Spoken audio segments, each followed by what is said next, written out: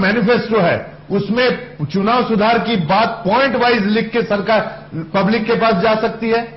जैसा हम लोग पॉइंट लिख के बात करते हैं वैसे जा सकती है कि ये हमारा पोल प्रोमिसेस है। अगर हमारी सरकार बनती है हम ऑपोजिशन के साथ बैठ के ऑपोजिशन में रहे, ये पोल प्रोमिसेस है।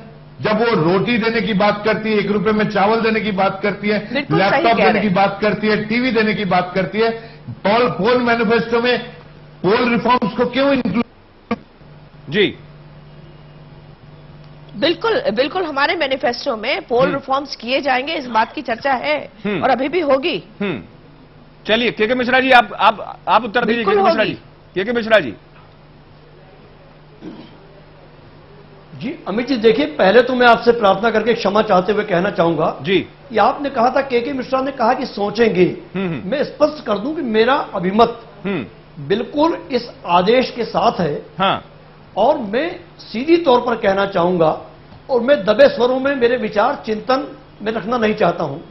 पॉलिटिकल पार्टीज की कम से कम ऐसे मुद्दों में इच्छा शक्ति स्पष्ट नहीं है। हाँ। और यही कारण है कि जितने भी मान्यता प्राप्त राजनीतिक दल हैं, हाँ। उनके दांत खाने के कुछ और होते हैं, दिखाने के कुछ और होते हैं। हाँ। और यही कारण है कि माननीय सुप्रीम कोर्ट जैसे पवित्र न्यायालयों को हमें दिशा दर्शन करना पड़ता है। और मैं तो आपको अतीत की याद दिलाऊं कि भोपाल में जब मैं प्रवक्ता था 2008 में पॉलिटिकल और इलेक्टोरल रिफॉर्म पर एक 2000 लोग पूरे देश के आए थे। एक एनजीओ ने एक परिसंवाद 3 दिन का रखा था। एक उसमें मैंने स्पष्ट तौर पर, जिसमें विनय सहस्त्रबुद्धे साहब जो तत्कालीन भाजपा के अध्यक्ष गडकरी साहब के एडवाइजर थे, वो थे, कांग्रेस की ओर से मैं था।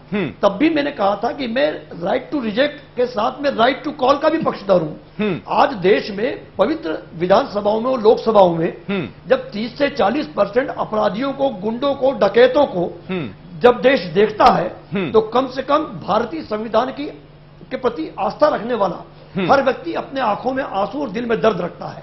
तो क्यों ना हम राजनीतिक दल के लोग जो सो कॉल्ड नेता कहे जाते हैं, जो देश चलाने वाले हैं, जो संविधान की रक्षा करने वाले हैं, क्यों उन लोगों को अपने लॉकेट का ताबीज बनाते हैं? चलिए आप कह रहे हैं तौर पर हमें टिकट वितरण से लेकर उन्हें अपने साथ बिठाने तक में हमें दूर रखना पड़ेगा। तो रखना चाहिए। मैं इस बात का पक्षधर हूं। नहीं, आप पक्षधर हैं, लेकिन आपके पक्षधर होने से और आपकी पार्टी में दिखने से प्रज्ञान जी, मैं ये कहना चाहती हूँ। हाँ सुधा जी, मैं आपके पास आऊंगा। सुधा जी। अमित जी। जी हाँ अमित जी बोलिए। जी अमित जी, मैं यही कह रही हूँ कि राइट टू रिकॉल और राइट टू रिजेक्ट दोनों अपनी जगह सही है, पर सवाल ये है कि इस पर सुप्रीम कोर्ट की अंतिम व्यवस्था होना चाहिए कि भाई अगर ये होगा तो क्या होगा। तो अगर हम पूरे की पूरी प्रक्रिया को रिजेक्ट कर रहे हैं क्या? अभी जो सवाल उठ रहा है वो ये है कि इलेक्टोरल प्रोसेस पर भी अपने आप एक सवाल उठ जाएगा।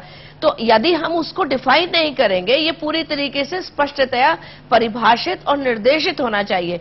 अब अगर उच्चतम न्यायालय ने ये प्रावधान किया है, कल के दिन सरकार के पास समय है, विंटर सेशन में फिर से एक अध्यादेश ले आवेगी कि नहीं करना। जैसे अब दागियों का ये, इसका सवाल, राइट टू रिजेक्ट का सवाल दागी उम्मीदवार की उम्मीदवारी पर से बहुत ज्यादा जुड़ा है और उसके ऊपर अभी आज सरकार अध्यादेश ला रही है। सुधा जी, और मसलों से भी जुड़ा है। नहीं पा रहे, उस पर आप राष्ट्रपति के पास सरकार ऑलरेडी जा चुकी है। जिसको रोकने के लिए राइट टू रिजेक्ट आ रहा है, उसी पर सरकार ने यह अध्यादेश ले आई है। चलिए मैं सुनूंगा। के मिश्रा जी, आप कुछ कह रहे थे सुधा जी के जवाब में। Purpose is defeated. मैं सुधा जी से कुछ बात करना चाहता हूं। हाँ, के मिश्रा जी आप पूछ सकते हैं, सुधा जी से बात कर सकते हैं। जी, मैं आदरणीय सुधा जी से कुछ बात करना चाहता हूं। मेरी उनसे प्रार्थना है, उन्होंने धन्यवाद भी नहीं चाहा उनका कि इंदौर में कथावाचक आशाराम को लेकर जो उन्होंने अपनी स्पष्ट अवधारणा पार्टी से हटकर दी थी, मैं उन्हें सैल्यूट मारता हूं, उनका स्वागत करता हूं। मगर राजनीतिक दल की एक राष्ट्रीय सचिव हैं आप सोचिए कि किसी भी राजनीतिक दल ने, एक ने सापनाथ को अपना उम्मीदवार बनाया है, एक ने नागनाथ को बनाया है। तो इस बिल के या इस कोड के अभाव में जनता मजबूर है कि या तो सांपनाथ को चुने या नागनाथ को चुने। ये क्या मजबूरी है लोकतंत्र में जनता के पास? निश्चित तौर पर यदि ऐसा आदेश सुप्रीम कोर्ट ने दिया है, तो यदि राजनीतिक दल बुरे, भ्रष्ट और अपराधी लोगों को उम्मीदवार ही नहीं बनाएंगे, तो सुप्रीम कोर्ट को ऐसे वर्डिक्ट देने की कोई आवश्यकता ही नहीं है।